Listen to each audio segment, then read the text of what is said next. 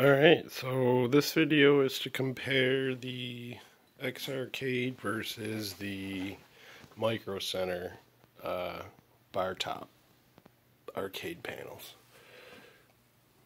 Right? So, Xarcade does not just open. You have to take the bottom board off to get into the internals. It's an enclosed system. So adding a Raspberry Pi to it, as you can see, there's really no place to put it.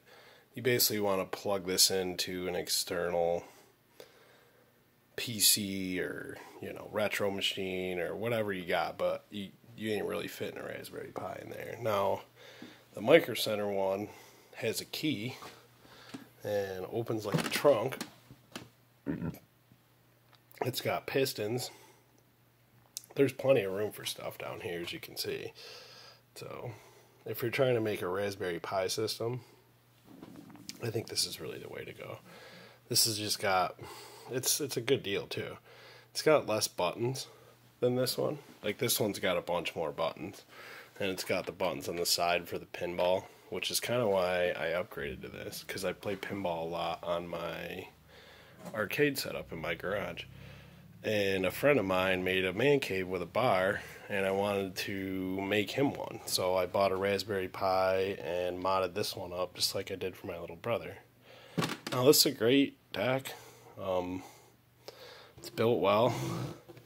Quality materials, quality, Raspberry Pis are cheap. It's an enclosed system. So when it's shut, it's pretty easy to take it somewhere. All you got is your power and your HDMI cable. Well, we can tuck them right in there too, which is what I'm going to do when I tell them to come pick it up. But like I said, this one's got the 2 buttons on the side. It's got 2 extra buttons on the face. So 6 plus 2, plus 2 buttons here, and 2 buttons down there. So I'm going to make these the coin. This will be start, player 1 and 2. Now everybody's got 8 buttons. Actually 10 because of the 2 on the sides, which I'll most likely use for pinball, but if there needs to be like an extra like pause or menu button for a game, we can map it down there, for some of the console emulators or whatever. But yeah, that's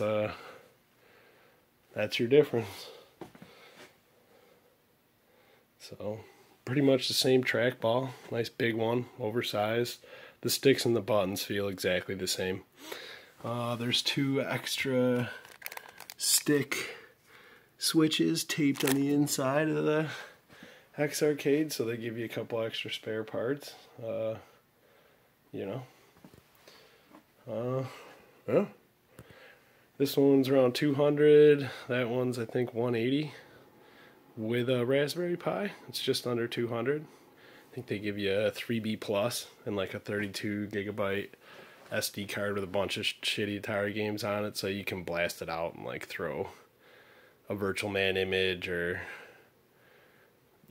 one of the retro bad deals on there. That's usually what I do. And then I run coin ops on my PC, so I made my little brother one of those for his wedding and given that one to my buddy John, and I'm moving on to the tank stick hooked up to my PC.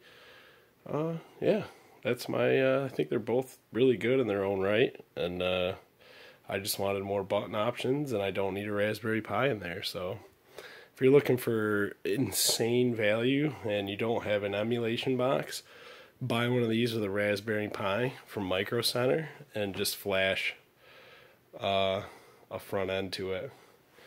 And if you do have a PC or an Xbox or some kind of external box, I would go for the tank stick, because you don't need to really store the Raspberry Pi in there or anything, or you're just using it, and it's got way more buttons and options. So that's my 2 cents. Yeah,